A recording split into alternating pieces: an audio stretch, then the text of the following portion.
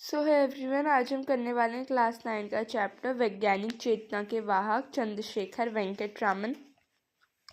तो इसमें हम बायोग्राफी पढ़ेंगे सीवी रमन की, जो कि एक इंडियन साइंटिस्ट थे जिन्हें नोबेल प्राइज़ इन फिज़िक्स मिला था, वो भी ब्रिटिशर्स के टाइम पे। तो स्टार्ट करते हैं। तो सबसे पहले तो यही बात की गई है कि जो पेड़ से सेब गिरते हुए तो भले ही हर कोई बचपन से देखता आ रहा था, लेकिन उसके पीछे के छुपे साइंस को तो न्यूटन ने ही निकाला। तो उसी तरह जो नदी का पानी है, जो पानी नीला है, वो तो सदियों से लोग देखते आ रहे हैं, लेकिन उसके पीछे का जो रहस्य है, यानी कि जो उसके पीछे की साइंटिफिक थ्योरी है, वो तो किसने दी? सिर्फ रामन ने दी। तो अब यहाँ से उनकी बायोग्राफी स्टार्ट हो रही है। तो देखो, उनका जन्म हुआ था तमिलनाडु में, और जो उनके पिता थे वो भौतिकी के और साथ ही साथ गणित के शिक्षक रह चुके थे। तो उनने अपनी जो प्रारंभिक शिक्षा वगैरह अपने पिता से ही ली। इसलिए माना जाता है कि उनकी भौतिकी और गणित इतनी अच्छी है, और साथ ही साथ उनने बहुत सारी जैसे MBA BA वगैरह के परीक्षाएं दी, जिसमें उनके बहुत अच्छे अंक आए।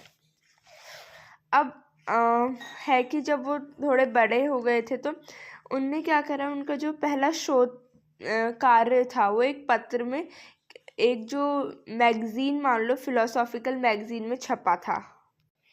तो यही सारा काम रामन करना चाहते थे, लेकिन उस समय इसे करियर के रूप में अपनाना कोई इतने वो थे नहीं कि कोई करियर के रूप में शोध कार्य को अपना सके। इसलिए उन्होंने और सारों की तरह सरकारी नौकरी की कोशिश करी, और वो वित्त विभाग यानी कि फाइनेंशियल ऑफिस में एक बड़ी पोस्ट पे रहे। लेकिन और साथ ही साथ जब उनकी जो ड्यूटी कलकत्ता में लगती थी, तो वहाँ पे एक प्रयोगशाला थी, Indian association for the cultivation of science, जो कि एक महेंद्र नाम के डॉक्टर ने खोली थी। बहुत मेहनत से खोली थी, लेकिन उसमें अभी भी उतने उपकरण थे नहीं।